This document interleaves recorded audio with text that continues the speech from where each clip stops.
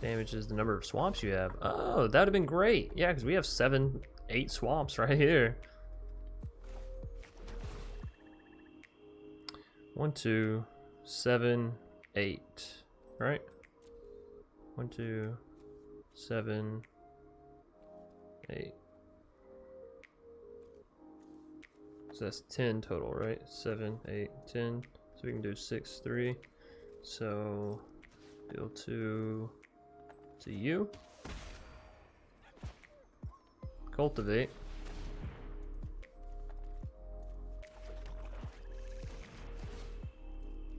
Deal 2 to you.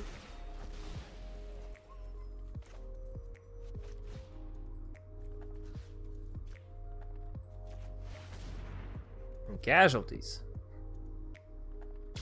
Woohoo!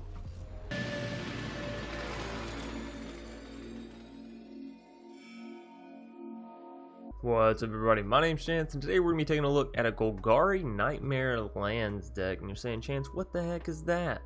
Well, settle down, I'll tell you.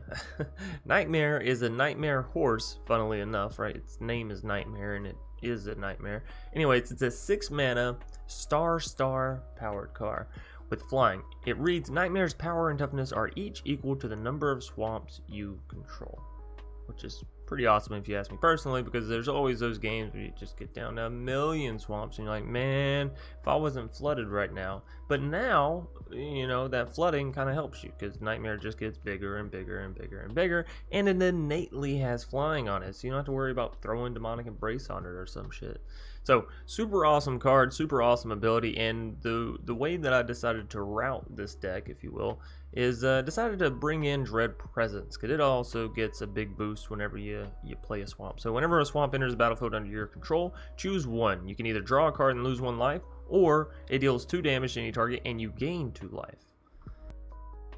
Now, this is a card from M20, which means it's going to be rotating out in a few months. So if you don't have it, I don't recommend you you picking it up. Nightmare, everybody should have, because again, it came from the MTG Arena booster pack, which they gave out, you know. Anyways, the last and final card that really heavily deals with this is Soulhunter Rakshasa. Look, I'm terrible at pronunciation. We all know that. 5 mana, 5/5. It can't block, which is a pretty big drawback, honestly. Whenever Soulhunter, we're just going to call it Soulhunter, enters the battlefield, if you cast it from your hand, it deals 1 damage to target opponent for each swamp you control. So again, like all those times when you're like, man, I'm flooded, I got 11 lands, what am I supposed to do? You play this down and you over half chunk your opponent's health, right? Now, the real nice thing about all these things, Nightmare, Soulhunter, Dread Presence, they all rely on us having swamps, right? And you can already tell we have 11 here, we have 3 more there, right? Another one here. So we have plenty of swamps already in the deck. However, there is a very cool thing you can do with Dryad of the Elysian Grove, 3 mana 2/4, that reads, lands you control are every basic land type in addition to their other types. And then you can also play an additional land on each of your turns, which is, you know, not too shabby. But the nice thing is, it means it's going to turn your forest into swamps, your Temple of Malady into swamps, your Fabled Passages into swamps, right? So everything you play, essentially, is going to be proccing, you know, or boosting your Nightmare and your Soulhunter and your Dread Presence, which is really, really awesome. If you want to throw more copies of Dryad in here, feel free to. I wanted to make sure that the deck worked and curved and moved and all that stuff correctly. Anyways, one of the other new cards we have in here is World Shaper, which again came to us from the MTG Arena booster pack. It was also, you know, with us back during the Ixalan days and all that shenanigans. Anyways, it reads, whenever World Shaper attacks, you may mill 3 cards. Put some lands in the graveyard, basically. Whenever World Shaper dies, return all land cards from your graveyard to the battlefield tapped. So this can have this huge explosive, let's, you know, make Dread Presence deal 10 damage and then boost Nightmare up another 5 or something, you know, whatever. It's cool. So we have it in here as a one of, and everybody got it, so don't feel bad or left out. But it is a 4 mana card, but we are very, very easily and heavily, if not ramping, hitting our lands every single turn, for sure, right? Anyways, now starting from the bottom, working our way up, we have a Boreal Grazer as a 4 of, which allows us to play additional lands whenever it enters the battlefield. Also, it's a solid defender, right? 0/3 with reach. Glowspore Shaman, 2 mana for a 3/1. This is a solid attacker, and it also reads whenever it enters the battlefield and mill 3 cards. Then you may put a land card from your graveyard on top of your library, so it helps you make sure you're hitting your lands, right? Cultivate, search your library for up to 2 basic land cards, reveal those 2, put 1 onto the battlefield tapped and the other into hand, then shuffle your library. This is a really awesome card and it allows you to make sure that you're getting your swamps down when you need them. And if you're playing Cultivate before you have the Dread Presence, you can pull out the forest, that way you don't draw the forest later, right? And you can just focus on drawing the swamps. Let's see, we talked about Dryad and Dread Presence. Batra, we do have some mutate creatures in this deck, as Migratory Greathorn is a great way to find basic lands and put them onto the battlefield, right? So we have 3 copies of Migratory Greathorn, 2 copies of Batra, excuse me, frog in my throat this morning, and 2 copies of Auspicious Sterix, because obviously if you can pull some of these cards out and just sort of slap them down, all the better, right? Bond of Revival is actually really nice in this deck. A lot better than what I actually had given it credit for. So it's not going to work with the Soulhunter because you're not casting your spell from your hand or whatever, but you are still getting a 5/5 that can swing with haste, so I guess it's not the world's worst. The nice thing here is getting Nightmare back out of the graveyard. Can you imagine imagine a 7/7 or an 8/8 flying haste creature, right, coming onto the battlefield? You're going to be like, man, fuck, what am I supposed to do? Anyways, it's a nice little combo that you can do here, and you can also do it with the Molder Hulk or Auspicious Sterix. I just really like Bond of Revival in this deck. It's been popping off. Anyways, Casualties of War in here, it's a 2-off because sometimes you need to deal with a little bit of everything, right? And if you're in the colors of Casualties, I say play it. I say play it if you can. Lay them down. Next up, we have Beanstalk Giant, again allowing us to make sure we're hitting those swamps and get them down onto the battlefield. And then last but not least, we have Molder Hulk, because we are milling ourselves so much and our creatures will be dying here and there or whatever. It can come onto the battlefield and then returns a land from our graveyard to the battlefield. So again, Dread Presence, Nightmare, all that good stuff. So it's actually a very fun deck, and it works like this. It actually works all together, and it's so nice whenever you can have a deck that's like, this card works with this card, and this card works with this card, and this card works with all of these cards. You know what I mean? Like, the synergy is really here, and I'm really loving it. So if you enjoy land-based decks, this is for you. We're coming up on Zendikar Rising, which means we should all be getting into this kind of stuff, right? Anyways, without further ado, we're going to go ahead and hop right into the matches, and then into the deck tech wrap-up, and I hope to see you there.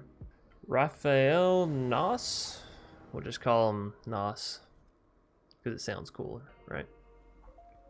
I really like this hand, except for the fact that we're just missing out on the lands. Oh, fuck it. We just need 1, right? We got the Scry we can use. We'll get there, surely. Fable. Okay, but that's fine.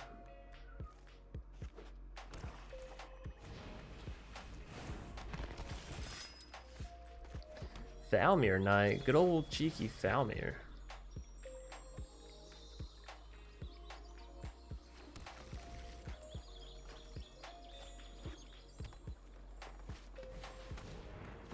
Oh, it's a Death Touch deck.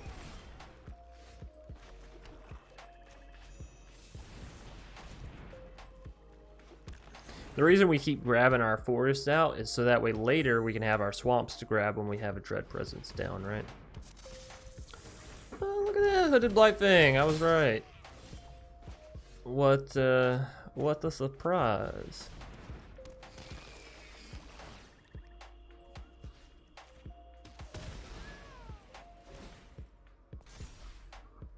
Alright, so hopefully our Dread Presence can live. If so, we can at least take out that Hooded Blight thing with our Cultivate. That'd be really good, actually. Alright. Fingers crossed, right? Fingers, toes, arms, legs, whatever you can cross it now. We need this Dread Presence alive. Alive and kicking. Oh, beautiful. I mean, not beautiful, right? Because it's another motherfucking Hooded Blight thing, but in the same manner beautiful because it allows us to to do what we want to do. Do what we came here to do, I guess I should say. Anyways, cultivate. Swamp, swamp, swamp.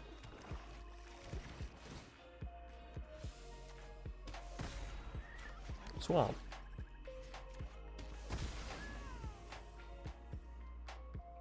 I guess we could get another swamp, but we can't kill them if I do that. So maybe I just go Glow Spore Shaman, because I don't mind trading her out. If we can find a swamp here. We did. Oh, that's beautiful. Do I want the Fabled Passage instead, though? Over the Overgrown Tomb? I think so. Well, I guess the Overgrown Tomb technically added a swamp. Nah, damn it. I should have taken the Overgrown. Anyway, another fucking... What? Oh yeah, don't mind me. I'm just gonna start with the 3-hooded Blightfangs in my opening hand. Well, okay then, buddy. Oh, freaking K then. Show you how we deal with these annoyances.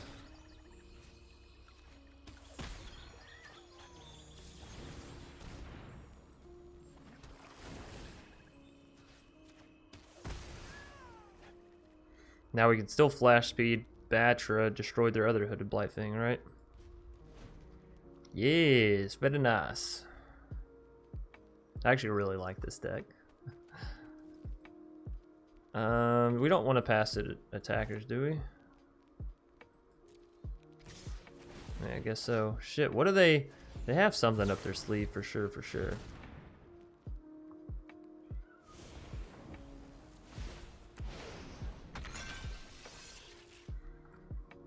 Nothing? Seriously?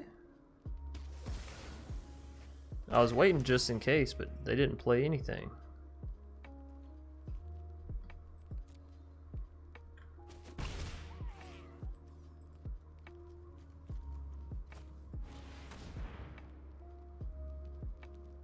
Don't give it death touch. They're definitely giving it death touch, right?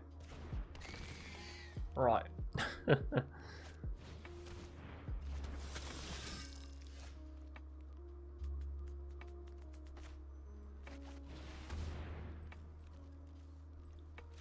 Well, this is just cruel. This is just cruel.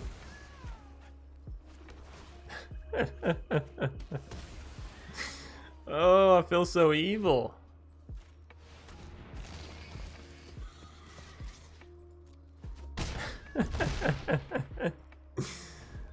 Oh, beautiful.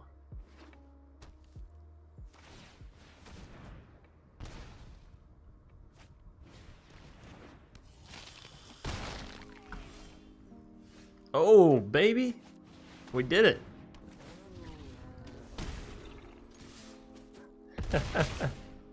Nice. Oh, yeah, I gotta say I really enjoyed this deck. Arocavio. Cabo? Arocavo? Arocabo. That's not how it goes. It's row your boat.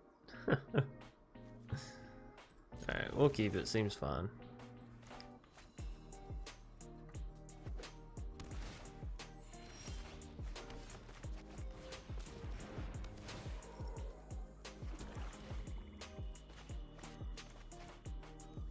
Alright.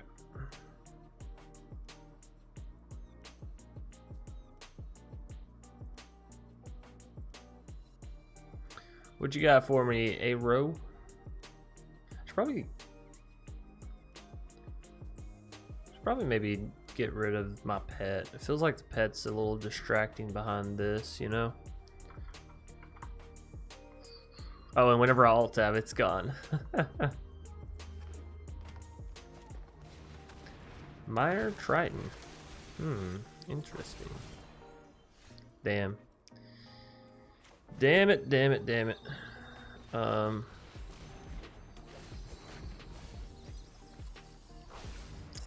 Yikes, I was actually going to decline this, but we got so much right here.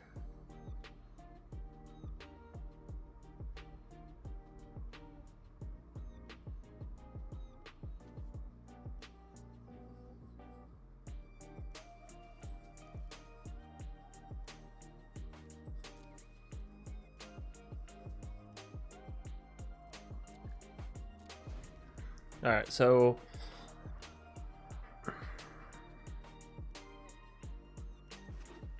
we wait to tap the Fabled for our turn, right? We play the other Fabled, then both Fableds can bring out lands untapped. Oh, fuck you. Asshole.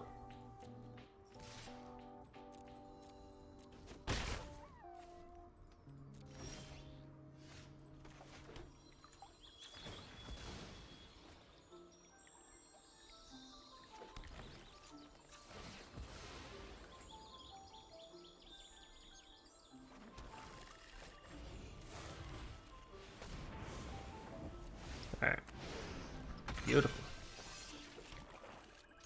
But you see all the mechanics of the Fable Passages, the Migratory Greathorns, the Cultivates. You know, you have a Dread Presence on the board, and you're just pulling out all these swamps. You're either dealing damage or drawing cards. Equally so, you have a Nightmare on the board. It's just getting bigger and bigger and bigger.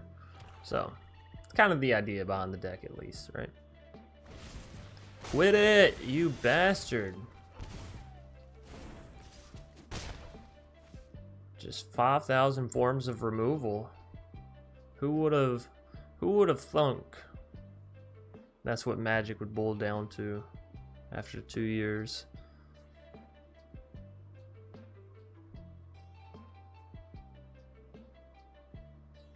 Bruh, you got 1 mana. Maybe they don't know.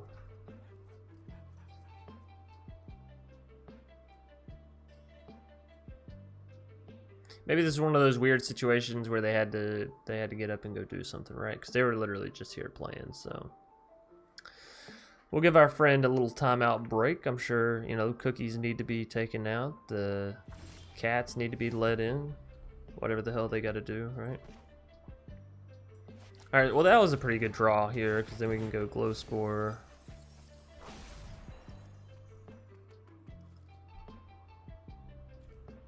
Yeah, I'll put this back on top because we're going to shuffle it anyways right here.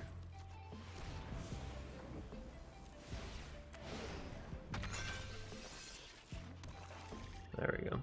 So we do have our 6th land that we need for casualties.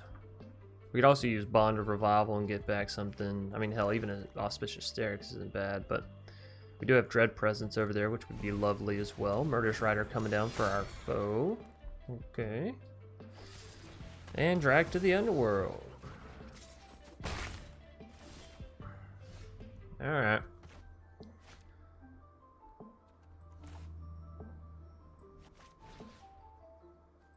Because I want to do the combo, we're getting back Dread Presence.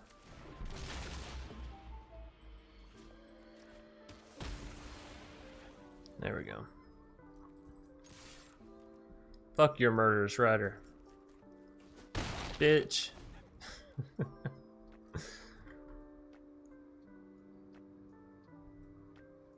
Are you ready to be casualtied? Don't kill my Dread Presence. I was just having a little bit of fun. They're so gonna kill my Dread Presence. No, Acolyte of Affliction. What? Staying alive. Staying alive. Ooh, ooh, ooh, ooh. At least for right now, right? They could always shoot track to the underworld.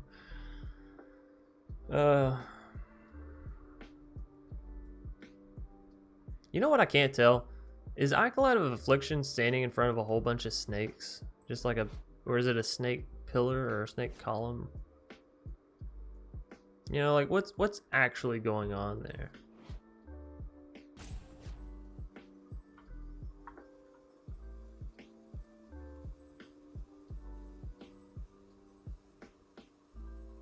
Did I put in Soulhunter Rakshasa?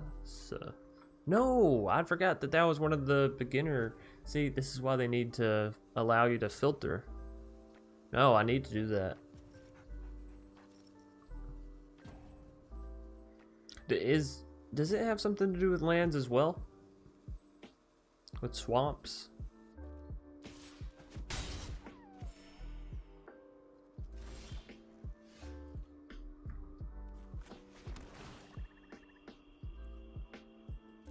Would I rather draw a card or deal some damage? I think I'd rather draw a card. Ooh, Cultivate. I can't Cultivate and casualties. But I'd rather casualties their Polocranus, right? Right.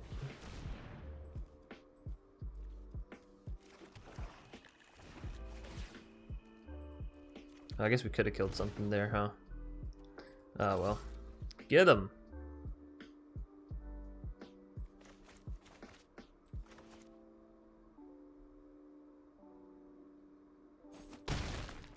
We're actually running out of lands. That's we have a 72% chance to draw anything that's not a land.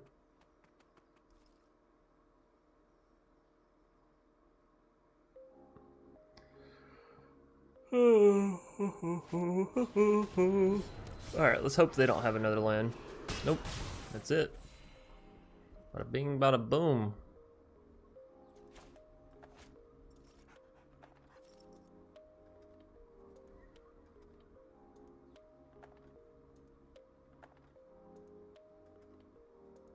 Oh, I just thought about it also. I couldn't have killed something with Dread Presence because I used the swamp to draw the Cultivate that would have allowed me to kill something, if that makes sense.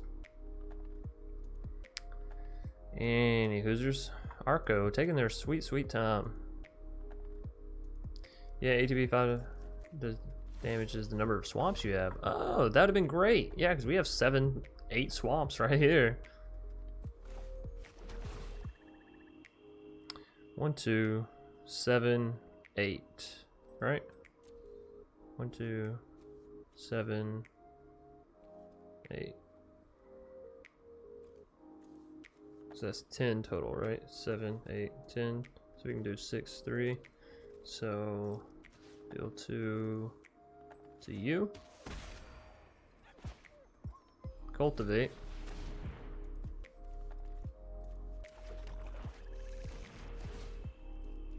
Deal 2 to you.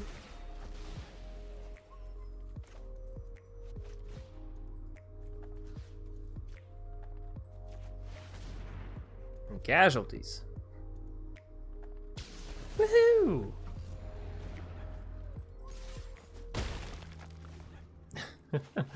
Now we have 75% chance of non-land. Beautiful. Hopefully it's not a Migratory Greathorn. I'm not gonna lie, I might feel a little salty about that. Dead weight. Okay, don't remove it. I see it in your eyes. You want to get rid of my Dread Presence. Nightmare Shepherd. Okay. Ooh. Oh, it's unfortunate that we have to mutate this onto a kind of weaker creature, but that's okay. Boop.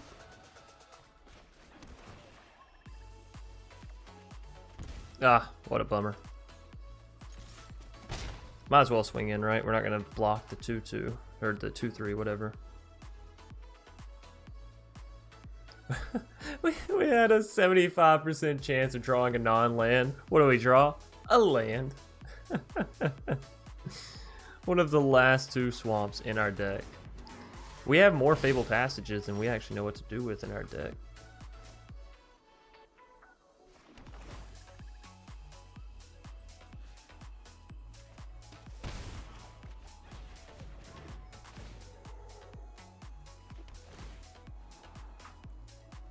That's pretty good, yeah? Yeah, we can get a Sterix back. It's good enough. Good enough. Alright, 76% chance that we will not draw a land. Actually, we know what we're drawing. What am I talking about? Ooh, that's scary. Scary, scary, scary. I think we lose here, actually. Let's see.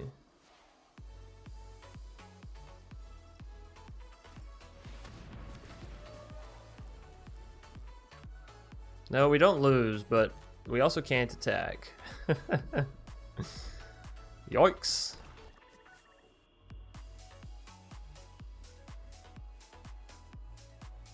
Thank God we destroyed that land, otherwise they'd be bringing this Polocranus back, and I don't know, it costs 6 to escape it. Okay, that's good. Bueno. So they should swing it with the Acolyte of Affliction if nothing else, right? We need to find that other Dirge back. We have a 3% chance. 3% chance. I don't have faith. But maybe. Maybe, oh maybe.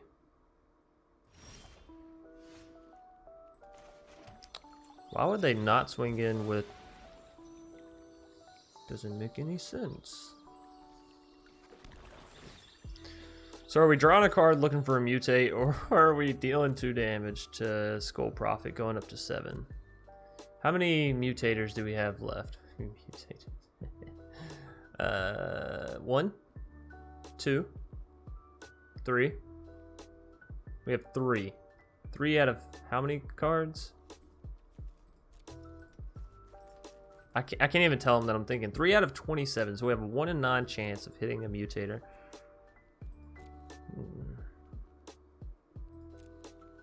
I say we do it. I say we freaking do it. 1 in 9? I'd go to Vegas on those odds.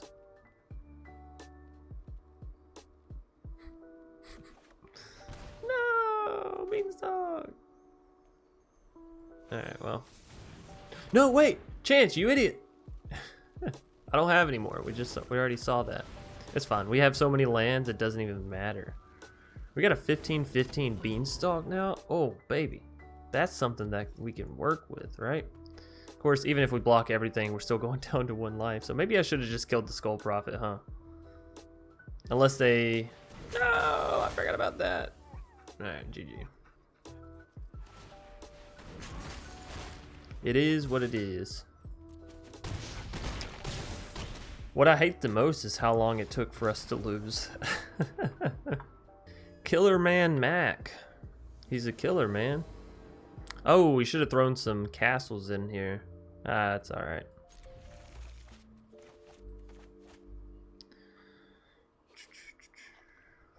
Alright, so we can get a turn 2 Cultivate off. That's not bad.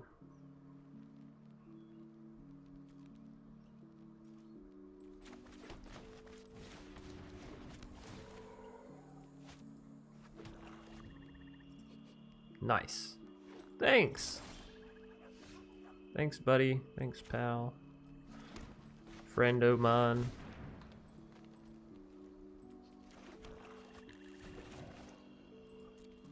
Alright, so we're 1 mana, or 1 turn away, I guess, rather, because we have the mana. 1 turn away from getting our Nightmare down, which is pretty good. Pretty good. Ooh. I can actually flash the Batcher in, come next turn, mutate with the Sterix onto it. That seems really, really good too. Or vice versa, go ahead and put down the Sterix and then... No, I'd rather flash in the... Yeah. If you're giving me an option, right? I'd rather have the creature at flash speed so they don't go removing it. Don't go breaking my heart.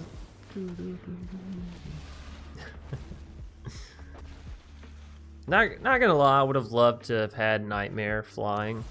But, oh my god, I would concede if somebody casualties award me on like turn 3, turn 4. All right, so we go over here. I know I was just complaining about mutate. Look, see, this is what mutate does. This is why people hate this shit. RT 111. This seems like a very solid starting hand, at least as far as the lands go. Okay, maybe too solid as far as the lands go. Are y'all particular about your lands like this? Like if you have one color and another color and you have the split land, you have to put the color that's on the split land on the left and then the other one on the right. That way it sort of meshes into it. Now here it's gonna mess it all up, but whatever. Glowspore Shaman, go! Decline.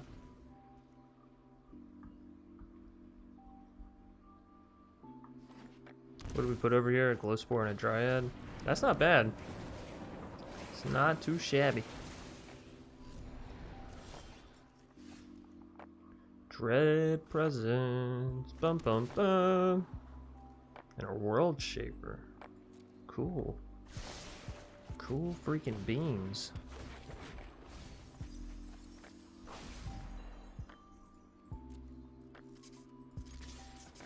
Boom. Alright, so on our next turn we get down Dread Presence, and then following that we can start playing these swamps out, proccing the Presence, as well as get down Molder Hulk. Things are looking pretty good. Grim Tutor. I wonder what they're looking for here. We don't know because it doesn't reveal it, but a man can wonder, right? A man can wonder. They're going super low on health, so it's got to be something super extra mega spicy, right?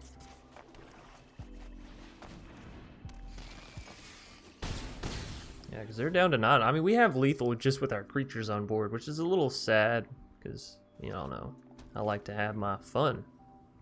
Don't remove my dread presence. Extinction event. No! Unfortunately, that does hit everything for us. But, on the bright side, Molder Hulk. Bum bum bum.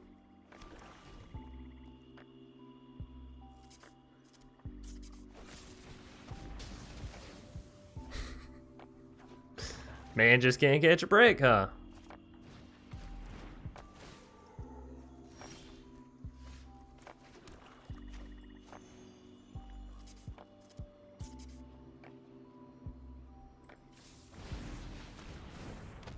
Boom. Beanstalk.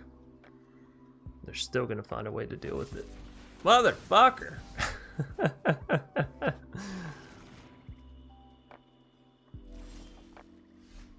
I love people that don't actually play Magic. They just allow you to not play Magic. Fuck. You cunt. Look at all these lands we got, though. Straight up ballin'. We don't have any... What? I didn't put any castles in here. What was I thinking? Chance. Come on. Well, thank God that Euro can't attack this turn.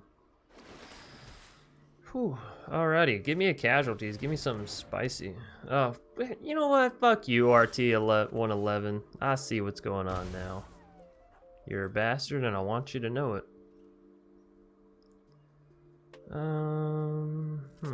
So there's not much great things we can get back with this, but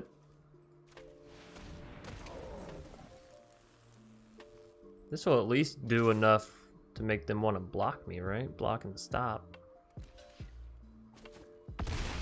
Boop.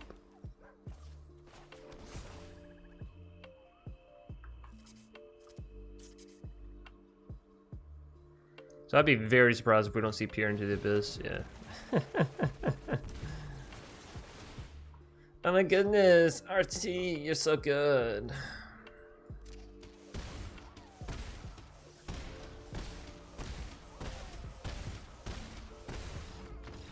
Alrighty, you made it all the way through the deck tech breakdown, the gameplay. Now we're here in the sweet wrap up, my favorite part of every video, because I get to sort of pick your brains as well as pick mine about all the other ulterior cards that can basically be played, you know, to make it more competitive, more fun, however you may like your decks, right?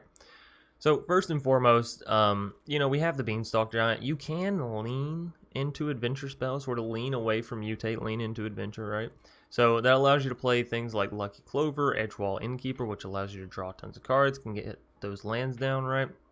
Falmir Knight, Lovestruck Beast, right? All of these are adventure spells that go well with Lucky Clover and with the Beanstalk Giant and allow you to just have a solid board while also casting instant and sorcery speed spells, because that's the whole thing about adventures, right? Knight of the Ebon Legion is a good smaller creature like a Boreal Grazer if you're looking to make this deck more beefy, more mid-rangey, more beatdown-ish, you know? Because it does have that potential. Knight of the Ebon Legion as a 1-drop, it's just fantastic. However, downside, it is rotating out, so, you know. Tread carefully is basically what I'm saying. If you'll notice, I have Dirgebat as my removal, and then Dread Presence is 2 damage, basically. That's all I'm really using for removal and casualties, you know. But if you want to go for some more targeted, you know, less costly removal, nobody would be upset at you because this deck is seriously lacking that. So something like Heartless Act, I can't think of the other, Eliminate, I think is what it is, right? It's another great 2-mana removal. So all these cards, Assassin's Trophy, another great one. Now, Assassin's Trophy does give your opponent's lands. Thankfully, this isn't a land hate deck, so you don't really care if you're giving them lands, right? And before anybody says anything, no, you cannot target your own stuff with Assassin's Trophy. I see people say that all the time. Target your own stuff, gain extra lands with Assassin's Tree. You can't. You can't. I'm sorry. I wish you could. It would be awesome, but you can't. Lucky Clover we talked about. There's not much of this in the deck, but with something like Fertilid, you could sort of see a movement in this direction, right? So Evolution Sage reads, whenever a land enters the battlefield under your control, proliferate. Proliferate basically means if you have a counter of any kind, whether it's a loyalty counter on a planeswalker or a +1/+1 counter on a creature or a lifelink counter even, you get to add an additional counter of that type. So every time a land enters the battlefield, if a creature has a +1/+1 counter, such as Fertilid, it's going to get an additional +1/+1 counter. If you have a planeswalkers down, such as Nissa, it's going to get an additional loyalty for every land that comes down. And you've already seen this deck is all about bringing in the lands, baby. So, you know, it kind of makes sense that Evolution Sage could find its way sliding into the deck pretty easily. It is rotating out, but it's only an uncommon, so I'll leave that up to you on whether or not it's worth it. But I do think this is a fun option, right? As I just mentioned, Fertilid is a great combo to go with the Evolution Sage, as whenever it enters the battlefield, it enters with 2 +1/+1 counters on it. However, it also reads, pay 2 mana, remove a +1/+1 counter, target player searches their library for a basic land card, puts it onto the battlefield tapped, and shuffles their library. Obviously, you're going to target yourself, you're going to be pulling out tons of cards with this. Evolution Sage, because it's on the battlefield, is going to basically put that +1/+1 counter that you just lost right back on it, so it's essentially free, like 2 mana, find a card, put it on the battlefield, keep this creature alive, right? So awesome combination there. Love Shark Beast we talked about.